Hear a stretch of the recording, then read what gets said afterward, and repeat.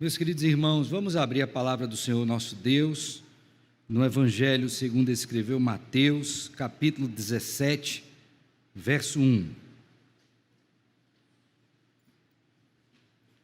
Mateus, capítulo 17, verso 1.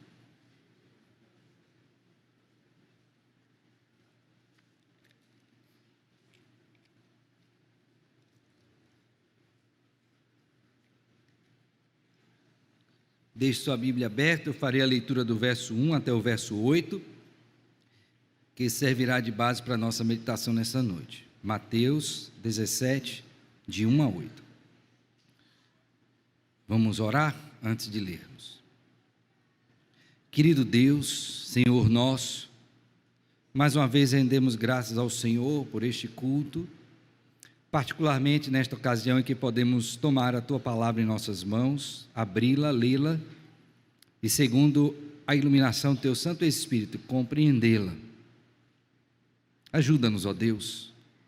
Como bem sabemos, sem o Senhor nada somos e nada podemos fazer, quiçá ler a Tua palavra e compreendê-la. Mas queremos ainda mais, e isto segundo a Tua palavra, queremos ser ouvintes praticantes, operosos praticantes, e não ouvintes negligentes. Queremos, ó Deus, edificar a nossa casa sobre a rocha e não sobre a areia. Por isso ajuda-nos também, para que, tendo compreendido, possamos ver a Tua palavra nos membros do nosso corpo, cumprindo assim plenamente a Tua vontade. Ajuda-me, ó Deus, na leitura, explicação e aplicação desse texto, implementando a vida de todos nós segundo a Tua graça e poder. Assim oramos em Cristo Jesus, Senhor e Salvador nosso, com gratidão e perdão dos nossos pecados. Amém, amém. Assim diz a palavra do Senhor, irmãos. 6 dias depois, tomou Jesus consigo a Pedro e aos irmãos Tiago e João, e os levou em particular a um alto monte, e foi transfigurado diante deles. O seu rosto resplandecia como o sol, e as suas vestes tornaram-se brancas como a luz. E eis que lhes apareceram Moisés e Elias falando com ele. Então disse Pedro a Jesus: Senhor, bom é estarmos aqui. Se queres, farei aqui 3 tendas. Uma será tua, outra para Moisés, outra para Elias. Falava ele ainda, quando uma nuvem luminosa os envolveu, e eis, vindo da nuvem, uma voz que dizia: Este é o meu Filho amado, em quem me comprazo, a ele ouvi. Ouvindo-a, os discípulos caíram de bruços, tomados de grande medo. Aproximando-se deles, tocou-lhes Jesus, dizendo: Erguei-vos e não temais. Então eles, levantando os olhos, a ninguém viram, senão Jesus. Amém. Até aqui. Meus irmãos, na nossa vida nós passamos por situações bem diversas e precisamos saber como decidir. Por exemplo, quando Moisés estava ali no Egito, teve que tomar uma grande decisão, que ficou registrado no livro de Hebreus, no capítulo 11, a partir do verso 24. Naquela oportunidade, Moisés já era homem feito, e ele tinha que fazer uma opção: continuo como um egípcio, e usufruo dos benefícios dessa terra, dos prazeres deste mundo, ou abro mão de tudo isto, para sofrer com o meu povo, com os hebreus. A decisão que ele tomou foi pautada pelo seguinte, eis o texto: ele preferiu ser maltratado junto com o povo de Deus, a usufruir prazeres transitórios do pecado, porquanto considerou o opróbrio de Cristo por maiores riquezas do que os tesouros do Egito, porque contemplava o galardão. Grave bem isto. Contemplava o quê? O galardão. O salmista Asaf, também um homem de Deus, segundo o Salmo de número 73, passou também por uma situação difícil na sua vida. Desta feita não foi de decisão, mas de questionamento. Ele olhava ao redor, via os ímpios e a prosperidade dos ímpios, e ele aí começou a indagar a bondade de Deus. O texto nos diz que esta indagação atingiu um nível tal que ele disse lá: por pouco não me resvalaram os pés. Mas aí Deus então conduz este salmista e faz com que ele vá à casa do Senhor, e lá na casa do Senhor ele contempla o fim de todos os homens. E aí ele percebe que ele estava fazendo uma grande bobagem em questionar a bondade de Deus, porque a sua vida não poderia ser percebida somente pelas circunstâncias presentes, mas sobretudo por aquilo que estava reservado para ele e para os ímpios no futuro. No caso de Moisés, tomou a decisão pautada pelo galardão que teria futuro. No caso de Asaf, tomou a sua decisão de parar de contemplar a bondade de Deus de modo errado, também olhando para o futuro. O apóstolo Paulo, escrevendo aos crentes em Tessalônica, vislumbrou também que aqueles irmãos estavam em grande aperto, porque as pessoas estavam morrendo e havia ali uma doutrina falsa, onde estava abalando as estruturas doutrinárias daqueles crentes. E o apóstolo Paulo então começa a descrever as coisas que haveriam de acontecer quando o Senhor Jesus Cristo viesse. Então ele diz lá: olha, quando o Senhor Jesus vier, os que estiverem vivos serão transformados, e os que estiverem morrido em Cristo ressuscitarão para a glória. Então Cristo nos arrebatará e nos levar para sempre consigo ao reino que ele tem preparado. Mais uma vez, Paulo faz com que aqueles irmãos olhem para o futuro e, com base no futuro, pautem a sua vida no presente. O que é que esses três exemplos têm em comum? É que todos eles, em ocasiões distintas, portanto, para pessoas distintas, Deus usa o mesmo profundo, eficiente e eficaz artifício: fazer com que o seu povo, que no presente está sofrendo, angustiado, em dúvida, ou qualquer outra situação difícil, não olhasse apenas para o presente, mas olhasse para onde? Para o futuro, para aquilo que os aguardava em Cristo Jesus, quando da consumação de todas as coisas. Certamente que quando nós consideramos o texto bíblico desta forma, a nossa vida também deve ser permeada por esta mesma postura. Não é sem razão, portanto, que introduzo desta forma esse texto de Mateus 17. Pois, como bem sabemos, e aqui a continuidade da pregação nos coloca, nós estamos aqui diante daquela situação em que o Senhor Jesus Cristo disse aos seus discípulos que importava ir para Jerusalém. E em Jerusalém ele haveria de experimentar o sofrimento, a morte, mas também a ressurreição. Os seus discípulos não atentaram bem para o que ele estava dizendo, ficaram muito preocupados, tanto é que Pedro toma a iniciativa e diz: não, Senhor, não, para Jerusalém não. E ele diz para Pedro de modo muito firme, arreda Satanás, porque não cogita das coisas do Espírito, mas das coisas da carne. Então, Cristo, a partir dali, mostra aos seus discípulos que era necessário ir para Jerusalém, e que aqueles que quisessem segui-lo também deveriam estar preparados, não somente para crer em Jesus, mas também de sofrer por Jesus. Mas aí vem a seguinte situação: como homem, como ser humano, como eram aqueles discípulos, somos nós hoje, é possível que, por conta das dores do presente, nós acabemos por não tomar as decisões corretas e abandonemos a caminhada cristã. E Deus conhece a nossa fraqueza, conhece a nossa fragilidade.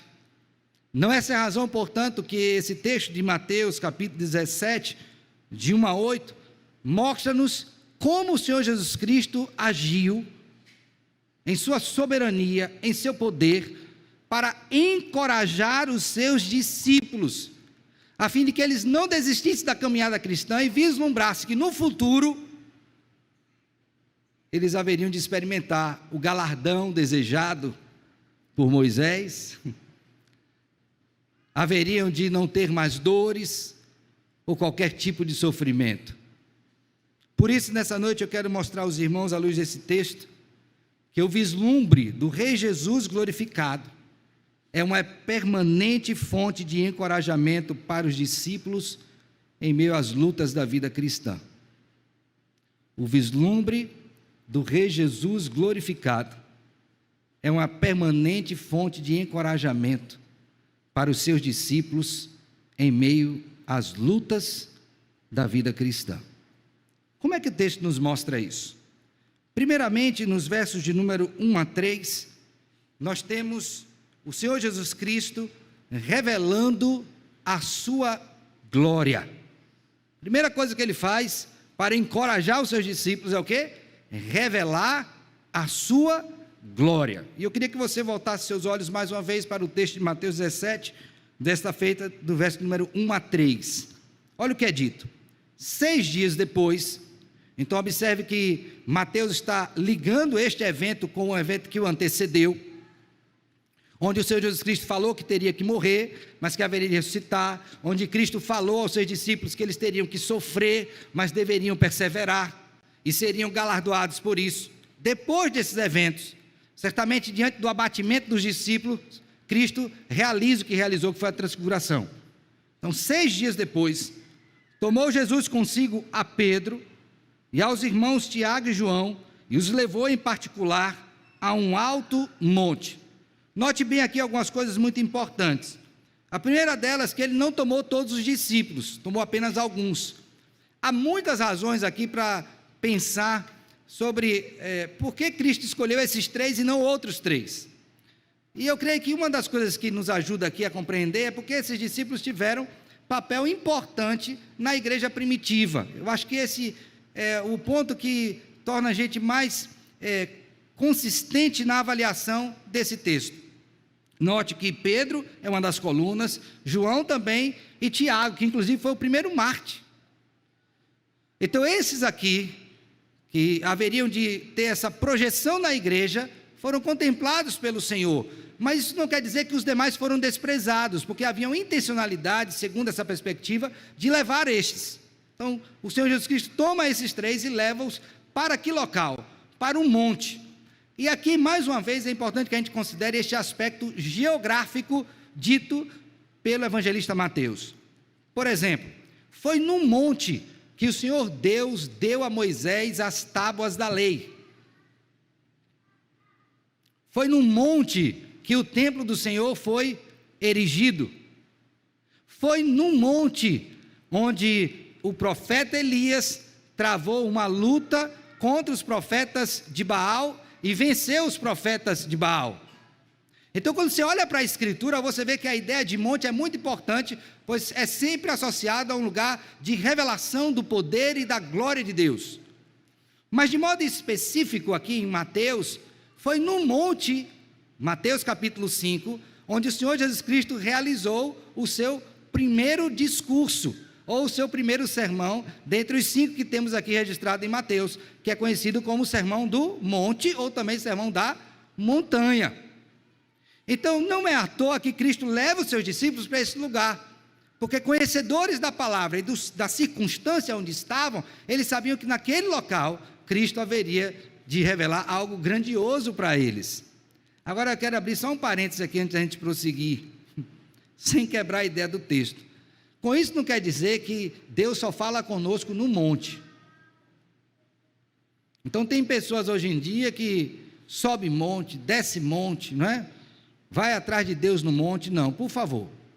O que eu estou mostrando é que dentro da revelação bíblica há uma intencionalidade do autor bíblico ao revelar essas coisas neste local. Isso não quer dizer que hoje Deus só fala comigo se eu subir ao quê? Ao monte, ou no monte. Não é isto. Senão você vai subir e descer, ele não vai fazer nada, a única coisa que você vai conseguir é ficar cansado, se você subir a pé. Então não é isso que o texto está nos levando a pensar. O que está mostrando a pensar é que Deus, durante o período da revelação bíblica, escolheu este lugar para fazer revelações ao seu povo, que foram cumpridas na pessoa do Senhor Jesus Cristo. Mas o texto nos leva adiante no verso 2, e por favor agora volte mais uma vez os olhos para lá. E é dito que o Senhor Jesus Cristo foi transfigurado diante deles. Irmãos, a palavra transfigurar aqui é a palavra que origina o que nós conhecemos hoje como metamorfose, que é o que sofre uma borboleta. Lembra? Forma-se o casulo, a lagartazinha entra ali, forma o casulo e dali vira o quê? Uma borboleta. A borboleta é aquela lagarta transformada. Então é dessa palavra que vem a nossa hoje. Então quando Jesus aparece dessa forma, quando ele é transfigurado, é o mesmo Senhor Jesus Cristo. Só que por algum momento, é como um autor disse, se levantasse um pouquinho a cortina do céu e a gente pudesse contemplar parcialmente a glória do Senhor. Vê-lo como ele é, glorioso. Vê-lo como ele haveria de ser após a sua morte e ressurreição. Um corpo glorificado em seu esplendor. É isso que os discípulos estão agora contemplando.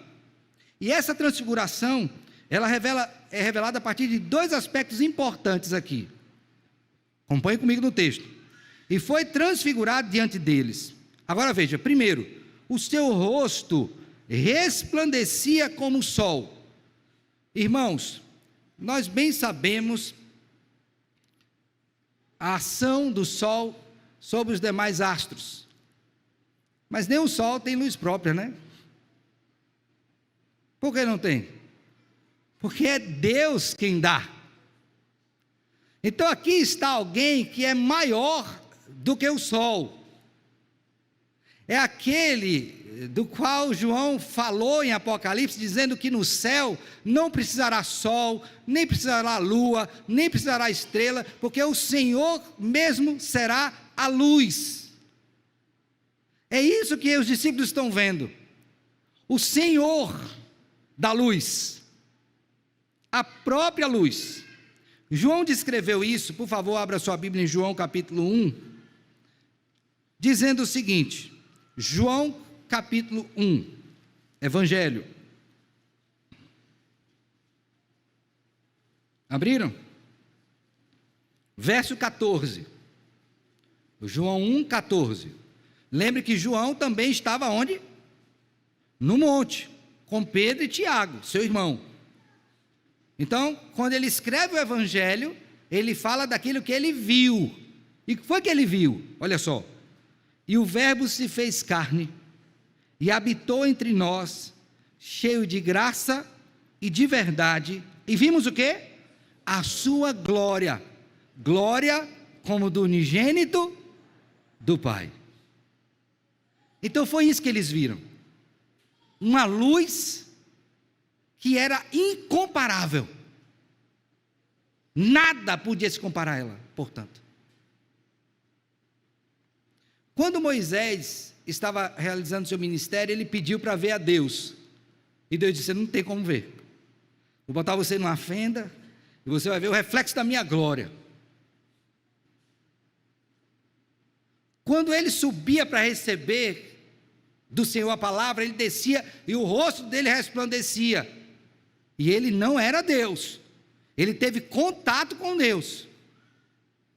E o que foi que ele teve que fazer? Botar um véu, porque as pessoas não podiam olhar para ele. Mas estou falando de um homem, Moisés. Imagine ver o próprio Deus glorificado. Foi isso que eles estavam vendo. Uma luz como nunca eles tinham visto. Mas não foi só isso. Foi mais que eles viram. Verso de número 2. E as suas vestes tornaram-se brancas como o quê? Como a luz. Meus irmãos, tem um monte de gente aqui hoje à noite com a camisa branca, né? E vocês sabem que a cor branca é a união de todas as cores, né? O preto é a ausência delas e o branco é a a presença de todas. Então, quando ele está dizendo aqui que há esse branco, ele está mostrando que não há nada na face da terra que possa se comparar à pureza daquelas vestes. Porque ao vê-la, você vê todas as cores perfeitamente, e todas elas numa só cor. Qual é? Branco. E isso aponta para o quê? A pureza do Senhor. Um Deus que resplandecia e era o quê? Puro. É isso que os discípulos estão vendo. Foi isso que aconteceu por ocasião da transfiguração. E ainda tem um terceiro fator. Agora veja o verso 3. E eis que lhe apareceram Moisés e Elias, o quê? Falando com eles. Agora pense comigo o que está acontecendo aqui. Até hoje não se descobriu onde é que está o corpo de Moisés, não foi isso? A Bíblia diz, ninguém não sabe onde enterrou. Mas Deus sabe onde está. A Bíblia diz que Elias subiu numa carruagem de quê? De fogo. Onde é que está o corpo dele? Também a Bíblia não diz, não. Mas está com o Senhor. Nesse momento da transfiguração, quem aparece diante do Senhor? Moisés e quem? E Elias. Mas aparece o Espírito ou aparece com o corpo? Antes de responder, pense. Se os apóstolos identificaram, é porque ele não estava em espírito, porque se tivesse em espírito não veria. Então eles apareceram em corpo.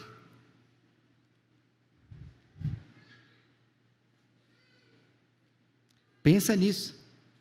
Cristo lá, resplandecendo, roupas brancas, e Moisés e Elias, Moisés representando a lei, o Pentateuco, Elias representando os profetas, e ambos diante de Cristo, a consumação da lei e dos profetas. Então ali você tem diante deles o quê? Jesus Cristo é a consumação de tudo aquilo que foi anunciado desde o Antigo Testamento, quer por Moisés, quer por quem? Elias. Quer na lei, Moisés, quer pelos profetas, que é representado aqui por quem? Por Elias. Então veja, o Senhor Jesus Cristo está resplandecente, e diante dele, a representação de tudo que o Antigo Testamento apontava. Esta é uma visão gloriosa do nosso Redentor. Então, quando Cristo quer encorajar o seu povo, a primeira coisa que ele faz é mostrar uma visão clara da sua glória. Eu vou usar aqui um exemplo pequeno, me permita, mas para de alguma forma tentar deixar você consciente do que está acontecendo aqui. Imagine que José fosse ainda pequenininho e ele fosse atravessar um local que para ele era impossível transpor. E aí eu dissesse, vai filho. Ele certamente diria, não pai, eu não posso, não consigo. Meu braço não alcança, minha perna não alcança, minha velocidade não é suficiente para pular. E eu fosse à frente dele e dissesse, filho, você vai conseguir, porque eu vou pular na sua frente. Eu vou ser o primeiro. E ele então me visse pulando e chegando do outro lado. E eu dissesse para ele, agora pule que eu estou aqui com você. O mesmo que eu consegui fazer, você também vai conseguir. Eu fui o primeiro, mas você pode vir depois de mim. Quando Cristo está dando esse vislumbre da glória para os discípulos, ele está dizendo o seguinte, do jeito que eu estou me apresentando glorificado a vocês, assim também vocês serão o quê? Glorificados. Cristo está mostrando para eles que não será em vão pular, não será em vão confiar, porque assim como ele foi glorificado, também aqueles que morreram nele, ou que aguardam nele durante a sua vinda, também experimentarão a mesma bênção de ser o quê? Glorificado. Tal qual foram Moisés e também quem? Elias. Então a primeira coisa que o rei faz é o quê? Se transfigurar diante dos discípulos. Mas tem a segunda coisa. Veja comigo agora o verso 4 a 6. Olha o que é dito. Então disse Pedro, diante da transfiguração, olha, veja como o discípulo, ele é limitado na sua compreensão. O que é que Pedro diz? Senhor, olha bem, Senhor, bom é estarmos aqui. É bom, é uma bênção estar aqui, mas olha a proposta que segue. Se queres, farei aqui 3 tendas, uma será tua, outra para Moisés, outro para quem? Elias. Então olha a proposta de Pedro. Senhor, aqui está bom demais, é bom estar na tua presença, ter uma visão da glória. Moisés aqui, Elias, um bate-papo tão agradável, falando das coisas do passado, dos atos portentosos do Senhor. Vamos ficar aqui? Vamos fazer assim, eu vou fazer uma tenda para Elias, vou fazer uma tenda para Moisés e faço uma tenda para o Senhor. Agora, lembra bem de uma coisa, quando Pedro propõe isso, ele desconsiderou alguns fatos. Primeiro, Deus não habita em tendas feitas por mãos o quê? Humanas. Então ele desconsiderou isso.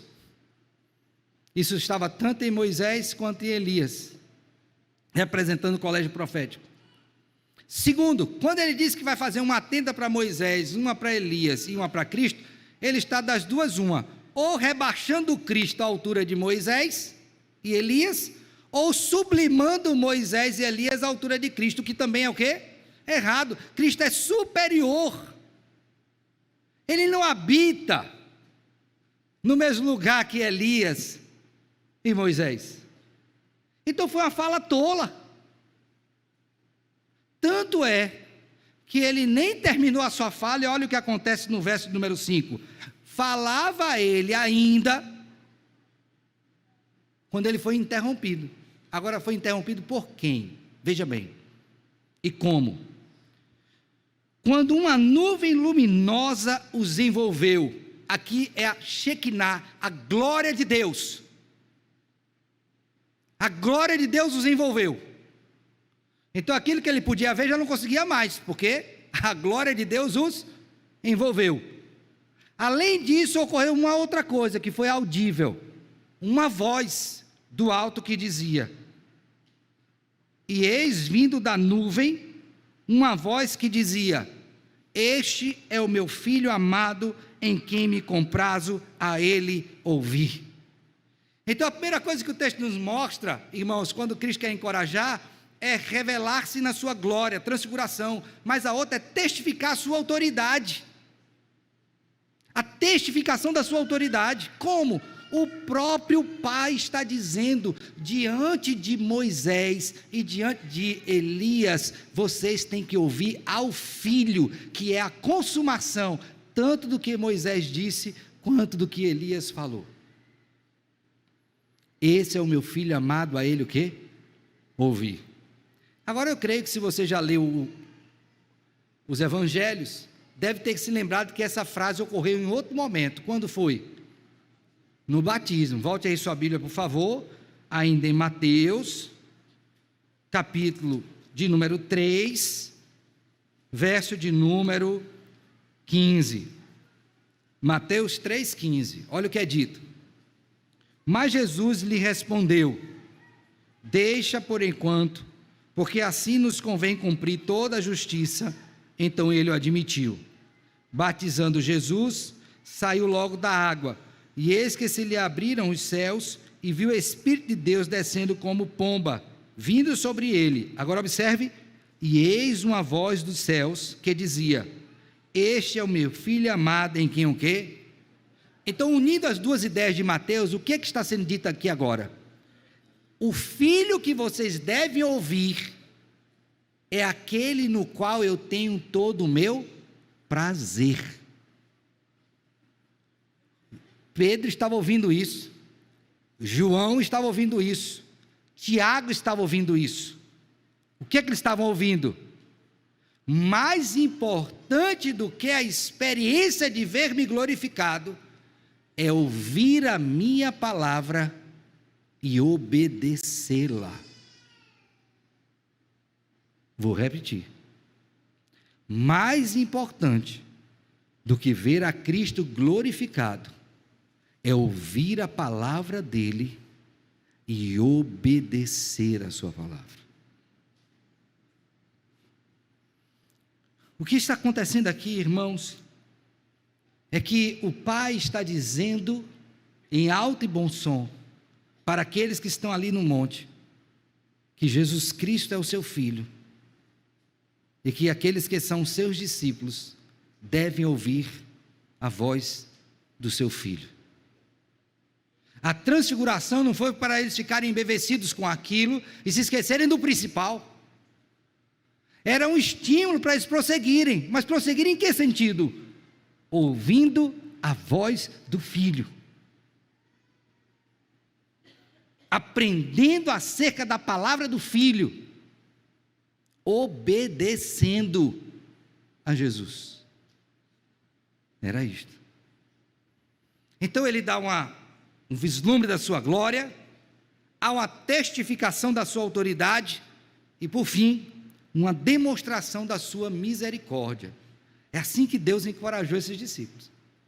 Mostra a glória, o que é que vai ser no futuro, ratifica a necessidade de ouvir a sua palavra e agora demonstra a sua misericórdia. Como é que a gente vê isso? Por favor, volte agora os olhos para o verso de número 6. Diz assim: ouvindo-a, a voz, os discípulos caíram de bruços, tomados de grande o quê? Medo.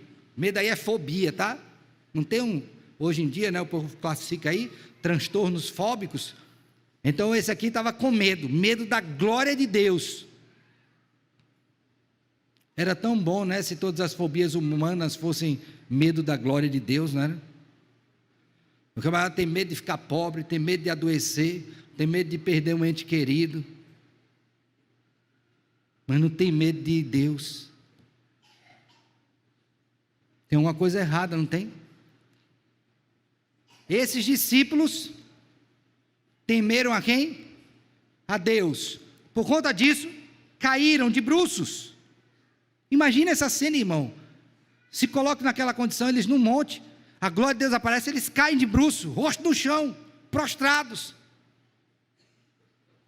A expectativa é: o que vai acontecer comigo? Vou ser consumido aqui? Vou ser fulminado?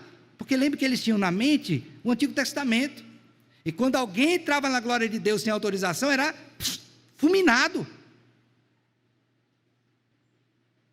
O que vai acontecer comigo? Aí o Cristo glorioso demonstra a sua misericórdia. O que é que ele faz? Verso 7. Aproximando-se deles, Jesus vai até eles, toca-lhes. Se Deus tocasse era para ser fulminado. Cristo toca, nada acontece, a não ser o que eles ouvem. Erguei-vos e não temais. Vocês viram a minha glória, mas vocês não vão morrer. O que é isso? É misericórdia, meu filho. O Cristo glorioso está motivando esses discípulos, não somente manifestando a sua glória, não somente testificando a sua autoridade, mas também demonstrando a sua misericórdia. Aqueles discípulos tinham que entender isso. Eles viram a glória do Senhor, viram que haveriam de ser no céu, mas também deveriam entender a importância de ouvir a palavra de Deus e obedecer, e saberem que Deus é misericordioso, que não nos retribui conforme as nossas iniquidades, mas segundo a sua muita misericórdia. Pois qual homem poderia estar na presença de Deus e não ser consumido? Mas Cristo vai até eles, toca-lhes e diz: não tema. Em outras palavras, não fique com medo. Vocês não vão morrer agora. Vocês ainda têm muito a fazer. Vocês não serão consumidos. Pode se erguer. E os discípulos se levantam os olhos. Eu fico imaginando, sabe quando tem aquela situação de risco que você se esconde e aí você fica com medo de abrir os olhos para saber, parece que os olhos fechados vão lhe proteger de alguma coisa, é a impressão que dá, mas não protege de nada. Então os discípulos, quando ouviram, abriram os olhos lentamente, aqui a ideia é essa, para saber se podia abrir mesmo. E eles abriram os olhos, e a ninguém viram, senão quem? Jesus. Então diz, ufa, não morremos. O que é isso? Misericórdia. Meus irmãos, o Rei Jesus queria que seus discípulos entendessem o que haveria de acontecer com eles, confiados na autoridade do Senhor, na palavra de Deus, na bondade do Senhor. Queria que eles notassem quão glorioso é o fim que aguardava cada um deles. Queria que eles entendessem que valeria a pena seguir a Jesus, tomar a sua cruz dia a dia, mortificar a sua carne. Essa não era uma tarefa inglória, esse não era um trabalho perdido, mas era um investimento sábio na eternidade, porque eles estariam como o Senhor se apresentou diante deles, glorificado. Disse aos irmãos no início, que Moisés tomou a decisão olhando para o quê? Para o galardão. Asaf mudou a perspectiva da bondade de Deus, que ele questionava, olhando para quê? Para o futuro.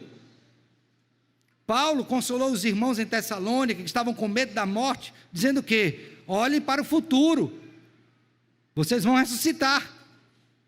E nós hoje? Qual é a nossa motivação, irmãos? E aqui eu quero fazer algumas aplicações, começando pela seguinte: sabe por que muita gente tem sofrido no tempo presente? Porque perdeu a perspectiva bíblica da glória eterna com o Senhor Jesus Cristo. Não pensa mais em céu, pensa no carro, pensa na festa, pensa na viagem, pensa no trabalho, pensa no dinheiro, pensa na roupa, pensa no sapato, pensa no casamento, pensa em tudo, mas a única coisa que ele não pensa, ou pensa muito pouco, por isso sofre muito, é na glória, é de como vai ser a sua vida com Jesus Cristo. O apóstolo Paulo tinha isso tão firme na cabeça dele, que quando ele escreveu aos crentes em Filipos, ele disse assim: olha, eu queria partir e estar com quem? Com Cristo, porque é o quê? Incomparavelmente melhor. Mas por causa de vocês, pela obra que tenho, eu fico aqui. Então veja, irmãos, talvez seja essa a razão do seu sofrimento, meu filho, porque você está olhando só para aqui, para o hoje, para a conta que tem que pagar amanhã, para o exame que você vai ter que fazer, para a conversa que você vai ter com A, B, C ou D. Essas coisas têm o seu lugar, mas elas não devem nortear a nossa vida plenamente não, meus filhos, porque a nossa esperança em Cristo não se limita apenas a esta vida, tem a vida futura, e a gente olha para isso com alegria, com esperança.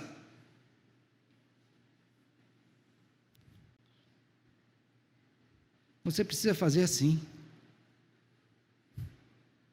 Você não pode perder isso de vista. Você tem que lembrar o que é que aguarda você quando Jesus voltar. Vamos ver um pouquinho disso? Abra sua Bíblia aí em Apocalipse, por favor.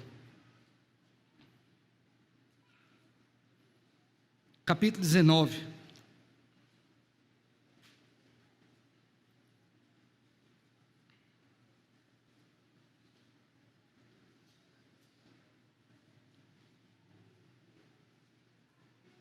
Abriram? Vou ler a partir do verso 6. Apocalipse 19, 6. Então ouvi uma voz com numerosa multidão, como de muitas águas, e como de fortes trovões, dizendo, olha só o que era dito, aleluia, pois reina o Senhor, nosso Deus Todo-Poderoso, alegremos-nos, exultemos e demos-lhe a glória, porque são chegadas as bodas do Cordeiro, cuja esposa a si mesmo já se ataviou, pois lhe foi dado vestir-se de linho finíssimo, resplandecente e o quê? Ouro puro. A glória que está reservada para você, meu filho. Agora, por favor, vá para o capítulo 21 de Apocalipse também. Verso 1, vi novo céu e nova terra, pois o primeiro céu e a primeira terra passaram e o mar já não existe. Vi também a cidade santa, lembre que a cidade santa aqui é vista tanto como cidade, como também como a igreja, ok? A nova Jerusalém que descia do céu da parte de Deus, ataviada como noiva adornada para o seu esposo. Então ouvi grande voz vinda do trono dizendo, eis o tabernáculo de Deus com os homens, Deus habitará com eles, eles serão povos de Deus, e Deus mesmo estará com eles. Agora leia o verso 4 aí, o que é dito? E lhes...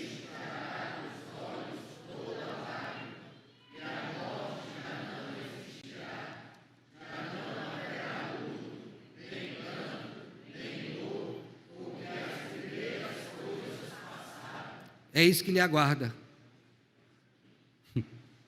Amém. Amém. Mas você olha para isso?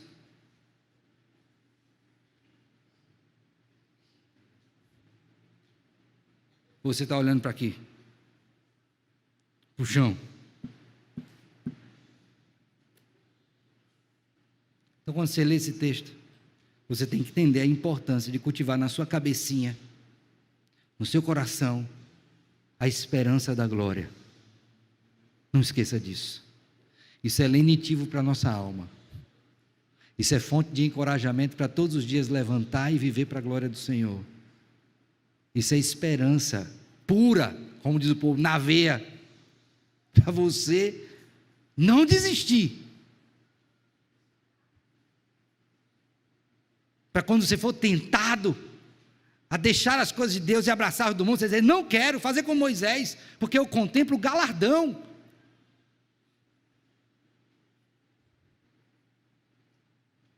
A segunda coisa que eu queria que você pensasse,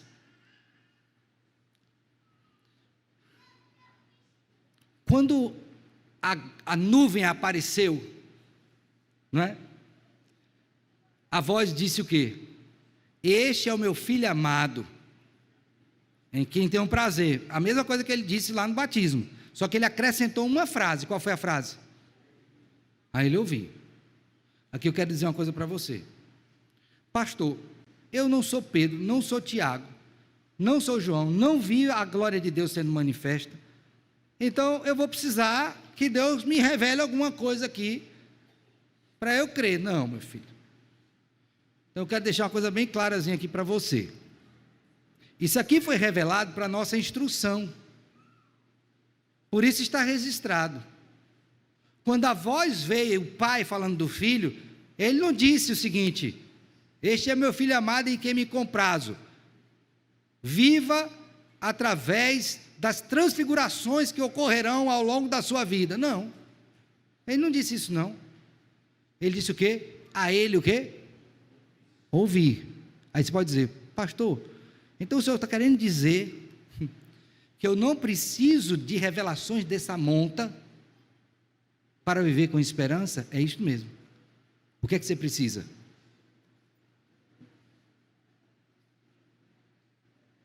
Da palavra. E aqui eu quero, de forma assim bem frontal, combater em amor aquelas pessoas que vivem de um lado para o outro atrás de experiência. Eu quero uma experiência, eu quero uma experiência. Meu filho, se você for correr atrás disso, pode botar a experiência aí, porque nenhuma vai chegar aos pés dessa. Quantas você vai fazer para chegar? Essa aqui não se repete mais. Você só vai ver a glória de Deus agora quando Ele se manifestar a segunda vinda. Então daqui até lá, você pode procurar qualquer experiência que você quiser, nunca vai ser igual a esta. Vai perder seu tempo. Tem gente que até paga para ter experiência. O que você precisa é aquilo que o pai disse. Do filho você precisa ouvir. ouvir o quê? A palavra de Deus. Pastor, então, para eu ter essa motivação para viver, o que é que eu preciso fazer? É todo dia você o quê? Se encharcar da palavra de Deus. Todos os dias meditar nela, de dia e de noite, para ser uma pessoa bem-aventurada, encorajada, animada, fortalecida, cheia de esperança verdadeira. Este é o meu filho amado, a ele o quê? Ouvir. Então não fique atrás de experiência não, meu filho. O que você precisa é da palavra. É ela que vai ser o instrumento através do qual Deus vai agir por seu Espírito e vai lhe encorajar. Não precisa de mais nada. A última coisa que eu queria falar para vocês nessa noite, irmãos, é a seguinte. Quando o Senhor Jesus Cristo manifestou a sua glória aos discípulos, se transfigurou diante deles, né? Quem estava diante deles era quem? Moisés, que representava o quê? A lei, Pentateuco, e Elias, que representava o colégio profético. Esses dois representavam a escritura do Antigo Testamento e todos eles convergindo para quem? Para Cristo. Em outras palavras, está sendo dito o seguinte: você e eu não precisamos de ninguém mais para usufruir das bênçãos da glória eterna, a não ser quem? Jesus Cristo. Entenderam? Então, eu quero ser discípulo de Moisés, eu quero ser discípulo de Elias. Ok, mas nenhum deles vai te levar ao céu. Porque só há um, que é o caminho, a verdade e a vida. E ninguém irá ao Pai, senão por meio dele. E este único é quem? Jesus Cristo. Ele é o cumprimento. É por meio dele. É somente Jesus. Então não confie em ninguém mais para a sua salvação. Somente Jesus pode te garantir a glória. O apóstolo Paulo, escrevendo aos Coríntios, disse que Cristo é a primícia de quem? Dos que dormem. Foi o primeiro que ressuscitou. Nele nós ressuscitamos também. Então, se você quer a glória eterna, você está aqui nessa noite, não confie nas suas obras, não confie nas obras de qualquer outro homem, confie tão somente no Deus homem. Qual é o nome dele? Jesus Cristo, o Senhor. Aquele único no qual Deus tem o seu prazer. Este é o meu filho amado, em quem me comprazo. Que Deus tenha misericórdia da sua vida, que Ele te anime, te encoraje, você olhe para frente, confiado no que Ele tem preparado para você, e paute sua vida hoje no presente, por escolhas que glorifiquem ao Senhor. Que Ele te abençoe. Amém. Vamos ficar de pé e vamos orar, meus queridos, cheios de vigor que vem do alto. Pai Santo, que bênção é poder ouvir a Tua palavra, aprender do Senhor, para que vivamos e agrademos a Ti.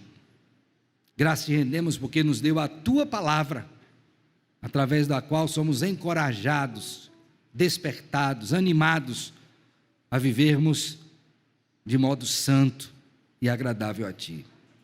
Perdoa-nos, ó Deus, por nossas fraquezas, pois sabemos que o Senhor é bom, pode nos perdoar, pode dizer, como disse aos discípulos: não temais, levantai.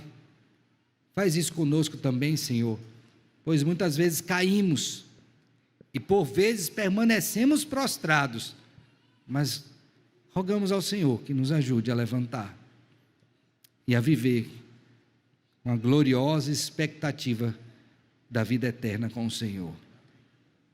Ajuda-nos, ó Deus, em nome de Cristo oramos, amém.